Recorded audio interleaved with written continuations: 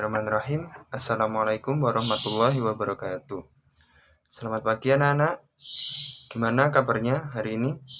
Semoga hari ini kalian semua baik-baik saja dan diberikan kesehatan oleh Allah Subhanahu wa taala agar kita bisa melaksanakan pembelajaran ini secara baik dan benar.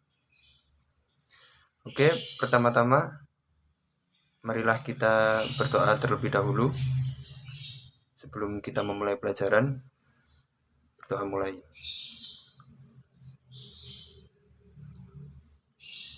Doa selesai. Oke, sebelum Bapak memulai pembelajaran, marilah kita absen terlebih dahulu. Yang pertama, Abai hadir. Yang kedua, Abdu hadir. Yang ketiga, Rudi hadir. Yang keempat, Akmal. Sakit Akmal? Oh iya. Oke, langsung saja Bapak jelaskan. Yang pertama ialah latar belakang kedatangan Jepang. Hari ini kita belajar apa? Ya, betul, sejarah Indonesia. Hari ini materi yang akan Bapak sampaikan ialah kedatangan Jepang di Indonesia. Langsung saja, memasuki era abad ke-20, kemajuan dalam bidang industri dan kepadatan penduduk di Jepang akhirnya membawanya menjadi negara penjajah. Penjajahan pertama Jepang dilakukan terhadap Korea pada tahun 1905 dan Asia Tenggara pada 1938. Minat Jepang terhadap daerah Asia Tenggara adalah karena ajaran Shintoisme tentang Hokkaijo, yaitu ajaran tentang kesatuan keluarga manusia.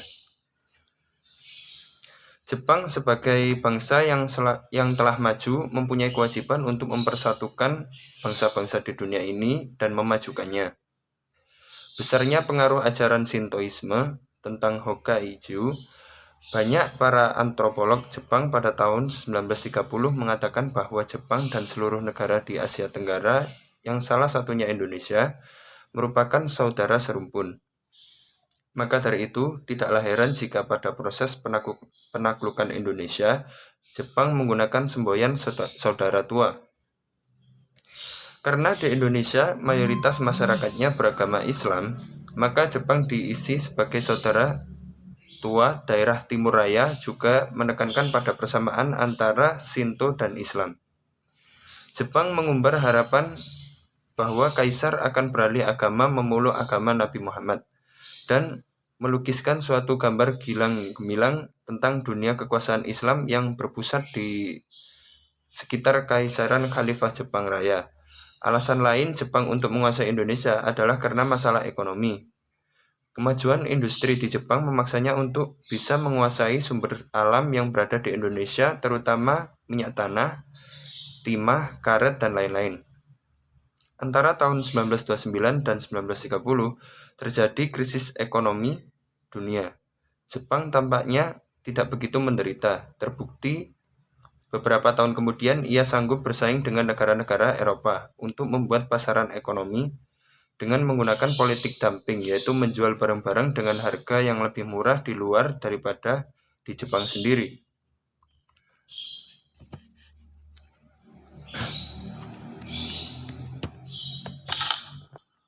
Agar penjualan yang dilakukan perusahaan itu tidak terjadi kerugian, maka dari pihak pemerintah memberikan subsidi kepada perusahaan tersebut sebagai awal dari propaganda politik Jepang untuk menaklukkan Indonesia. Jepang menempatkan distributor-distributornya atau agen-agennya ke dalam pasar daerah yang akan diduduki. Politik ini sangat tepat sekali. Banyak pertokoan yang dibangun di Indonesia oleh pihak Jepang.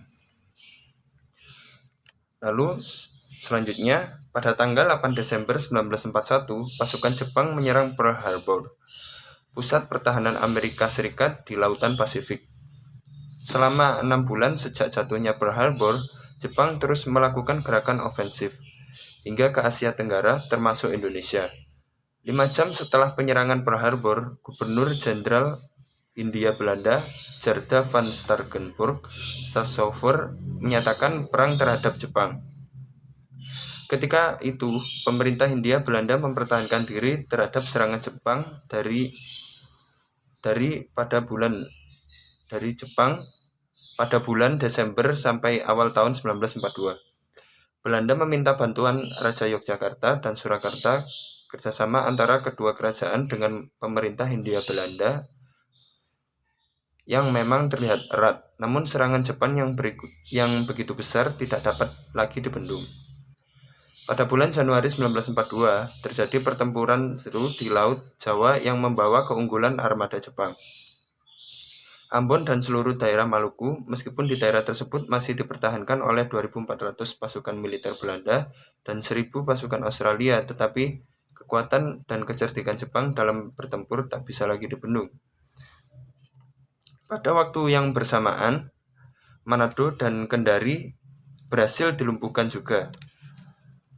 Pada bulan Januari, daerah-daerah kekuasaan Belanda di Kalimantan jatuh ke tangan Jepang, dimulai dari Tarakan pada tanggal 11 sampai 12 Januari, disusul pada 24 Januari yaitu Balikpapan yang merupakan sumber minyak.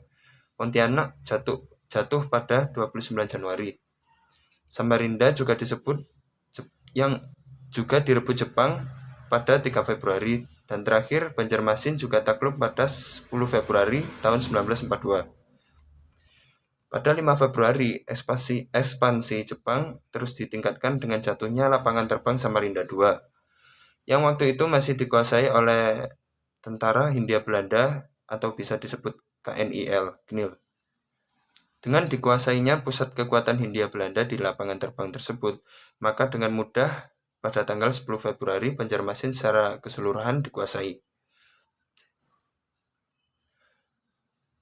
Pada tanggal 16 Februari, di Palembang dan sekitarnya berhasil dikuasai oleh Jepang. Pada waktu itu, Jawa hanya dipertahankan oleh 25.000 tentara KNIL, 15.000 tentara sekutu, 5.500 personil administrasi, dan 6.000 angkatan udara kerajaan Inggris, dan masih dibantu 3.000 tentara Australia dan 500 tentara Amerika Serikat. Namun pada akhirnya, kekuatan sekutu berhasil dibekukan oleh Jepang. Awal kedatangan Jepang di daerah Sumatera dipermudah oleh kelompok-kelompok Islam penentang anti-Belanda yang kelihatannya diorganisir cukup rapi. Beberapa di antaranya terlihat telah didirikan dengan bantuan Jepang.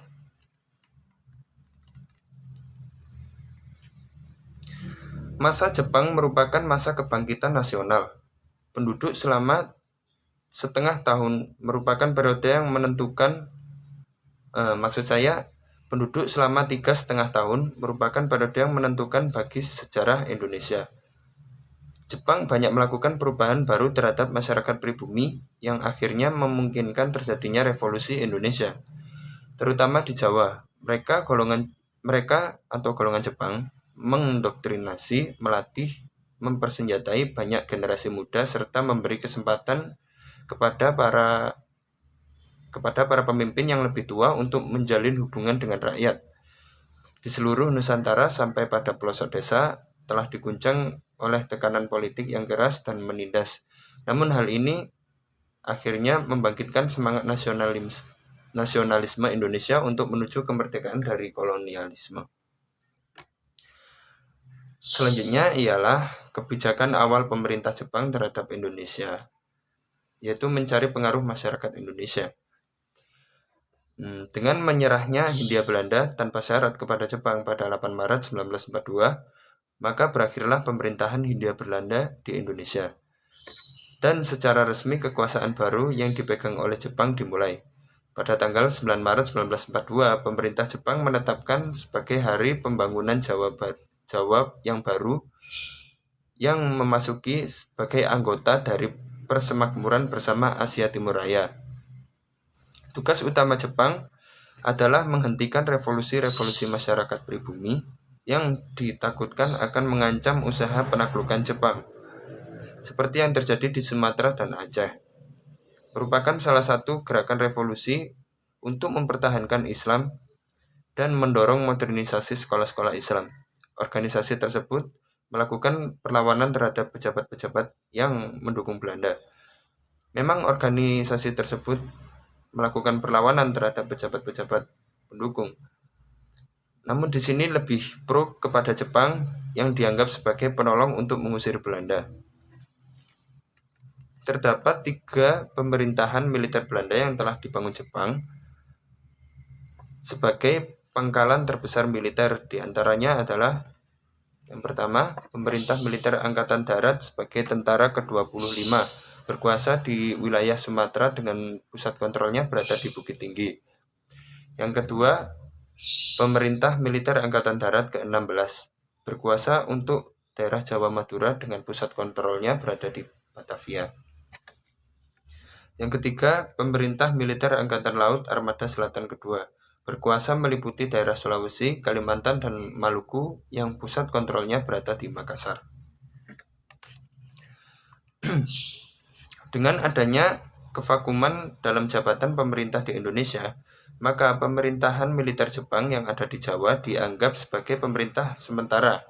Hal ini sesuai dengan Osamu Seirei nomor 1 pasal 1 yang dikeluarkan oleh Panglima Tentara ke-16 pada tanggal 7 Maret 1942. Undang itu merupakan dasar dari berdirinya pemerintahan sementara Jepang di Indonesia. Adapun isinya adalah yang pertama pasal 1, bala tentara Nippon melangsungkan pemerintahan militer sementara waktu di daerah-daerah yang telah ditempati agar supaya mendatangkan keamanan yang sentosa dan segera. Pasal 2, pembesar bala tentara memegang kekuasaan pemerintah militer tertinggi dan memegang seluruh kekuasaan yang pernah dipegang oleh Gubernur Jenderal Hindia Belanda. Pasal 3, semua badan pemerintah dan kekuasaan hukum dan undang-undang dari pemerintah yang dahulu tetap diakui sah untuk sementara waktu, asal tidak bertentangan dengan aturan pemerintah militer. Dari adanya undang-undang di atas, maka jelaslah bahwa Jepang telah menghapus semua kedudukan Belanda dan menggantikannya dengan orang-orang Jepang. Namun supaya pemerintahan tetap berjalan stabil, masyarakat sipil yang dulunya menduduki jabatan dalam pemerintah Hindia tetap dipertahankan. Adapun susunan atau struktur pemerintahan militer Jepang sementara adalah yang pertama Gunseirei-kan, yang artinya panglima tentara.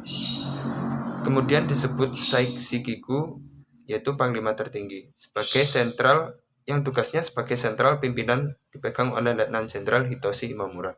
Yang kedua Gunseikan, yaitu artinya kepala pemerintah militer, yang dirangkap oleh staf tentara yang dipegang oleh Mayor Jenderal Seizaburo Okazaki.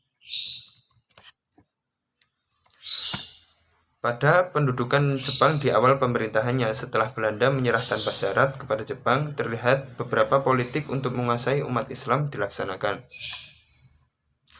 Semua gerakan organisasi politik dibekukan oleh Jepang, kecuali Miyai, yang tetap diberikan kelonggaran untuk tetap beraktivitas, karena hal ini bertujuan untuk mencari pengaruh tokoh-tokoh Islam yang mengandung kekuatan besar untuk bisa membantu Jepang dalam Perang Asia Timur Raya. Maka pada bulan April, sebagai propaganda menyambung antara Jepang dan masyarakat Indonesia, Jepang membentuk gerakan 3A, yang di dalamnya terdapat semboyan Nippon Pelindung Asia, Nippon Cahaya Asia, dan Nippon Pemimpin Asia. Organisasi ini sebenarnya dimaksudkan untuk mengkonsolidasikan kekuatan guna melawan Belanda dan memberikan pengaruh doktrinasi terhadap daerah Asia Timur. Untuk memimpin organisasi itu diangkatlah Mr. Samsudin sebagai ketua, seorang tokoh publik yang terkemuka pada waktu itu yang sangat dekat dengan pemerintah Jepang. Ia adalah bekas pemimpin Perindra yang sejak lama sudah menaruh simpati terhadap fasisme Jepang. Pada bulan Juli 1942, sebagai realisasi pengaruh terhadap masyarakat Muslim, dibentuklah Persiapan Persatuan Umat Islam yang merupakan cabang dari gerakan 3A. di bawah pimpinan Abikusno Cokrosujoso, saudara dari Cokro Aminoto. Abikusno dianggap oleh Jepang sebagai pemimpin Islam yang wajar. Akan tetapi Jepang meragukan para tokoh Islam modernis karena minimnya dukungan mereka terhadap gerakan bentukan Jepang di sisi lain para nasionalis. Selanjutnya, pada bulan Juli, militer Jepang melakukan penangkapan besar-besaran terhadap orang-orang Belanda dan Eropa, kecuali orang-orang Jerman yang waktu itu menjadi satu sekutu dengan Jepang. Sejak itu, Jawa dan Sumatera diletakkan di bawah koordinasi tentara 6, tentara 7, yang berpusat di Singapura. Karena penangkapan itu banyak terjadi kekosongan pada jabatan-jabatan di daerah kekuasaan, khususnya di Indonesia. Akhirnya hal ini banyak menguntungkan masyarakat Indonesia dan banyak dari kalangan masyarakat Indonesia yang akhirnya menjadi pengganti jabatan ini. Selain memberikan jabatan kepada masyarakat Indonesia, Jepang menyadari bahwa apabila hendak memobilisasi rakyat Jawa, mereka harus memanfaatkan tokoh-tokoh terkemukannya. Pada tanggal 9 Juli 1942, Soekarno sebagai tokoh yang berpengaruh telah dikirim ke Jakarta oleh pihak Jepang di Sumatera atas permintaan Angkatan Darat ke-16. Karena Soekarno tidak begitu mengerti perbedaan antara fasisme dan demokrasi, maka klaimnya adalah antara Barat dan Jepang merupakan perlawanan antar imperialisme. Soekarno akhirnya bergabung dengan Hatta untuk mendesak kepada Jepang supaya dibentuk sebuah organisasi politik yang dinaunginya. Sedangkan Syahrir menjauhkan diri dan membentuk suatu jaringan yang disebut Gerakan Bawah Tanah. Pada awal Maret 1943, Gerakan 3A dibubarkan karena tidak dapat dijalankan dengan baik dan disusun dengan pengumuman dari Bala Bentara Pendudukan untuk dibuatnya sebuah badan baru yang dipimpin oleh kalangan Indonesia sendiri, yaitu disebut Putra, atau kepanjangannya disebut Pusat Tenaga Rakyat, yang dipimpin oleh 6 serangkai, yaitu Soekarno, Hatta, Ki Hajar Dewantoro, Ki Haji Mas Mansur, dan Kiai Haji Hasyim Asy'ari. Soekarno dipilih sebagai ketua karena dianggap pidatonya bisa dengan mudah membangkitkan semangat masyarakat untuk nantinya bisa mempermudah maksud Jepang untuk kepentingan kemakmuran di Asia Timur Raya. Dari sini barulah terlihat bahwa kalangan masyarakat dan tokoh Indonesia sadar akan tujuan akhir dari adanya pendudukan Jepang, yaitu tidak lain dan tidak bukan untuk menjadi negara yang makmur di Asia Timur Raya. Posisi Jepang yang semakin terdesak karena banyaknya kekalahan perang di Pasifik melawan sekutu mengakibatkan Jepang harus memberikan usaha keras negara jajahannya. Indonesia diberikan banyak kelonggaran dan peran dalam pemerintahan untuk menggerakkan masyarakat menuju perang, yaitu Perang Asia Timur Raya yang dimulai pada tahun 1943. Kesadaran masyarakat Indonesia semakin terlihat. Mereka lebih bersifat lunak dan bersikap diplomatis terhadap Jepang, sehingga keberadaan Jepang dapat dimanfaatkan untuk menjadi kemerdekaan Indonesia dan mengusir imperialis dari Indonesia.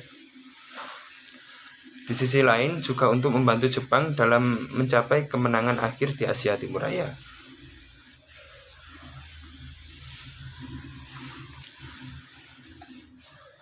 Jadi kesimpulannya, berdasarkan pada pembahasan yang Bapak bahas tadi, yakni pada bab pertama hingga bab terakhir, sebagai jawaban dari rumusan masalah, setidaknya dapat dikemukakan beberapa pokok pikiran yang dapat disimpulkan.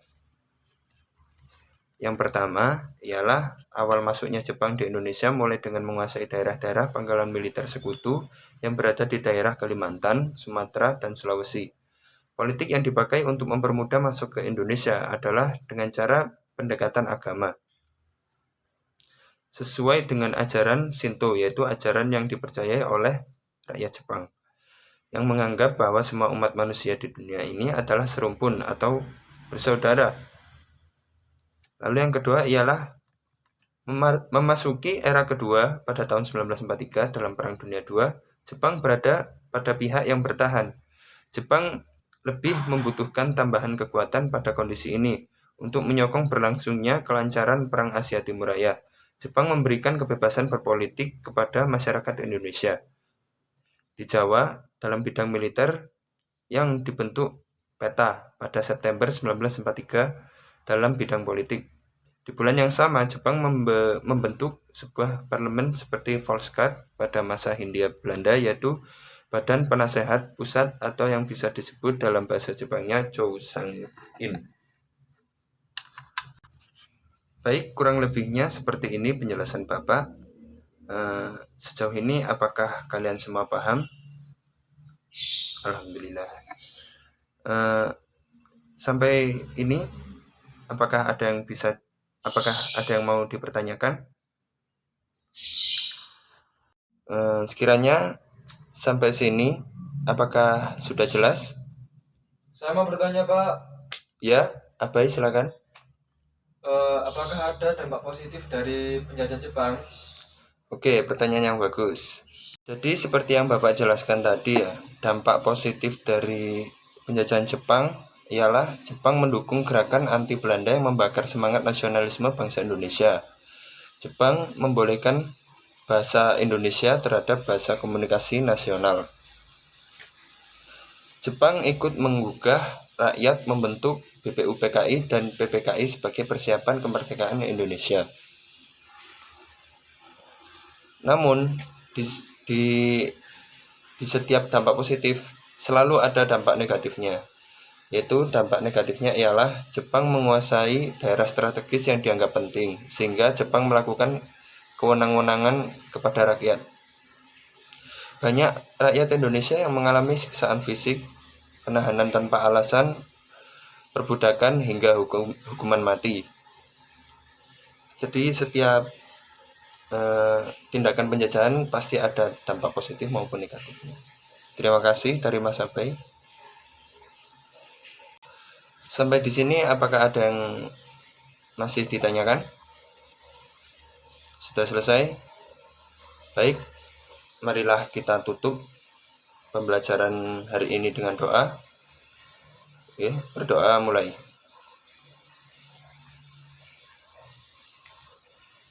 Selesai. Baiklah, wabillahi taufiq wal hidayah. Wassalamualaikum warahmatullahi wabarakatuh.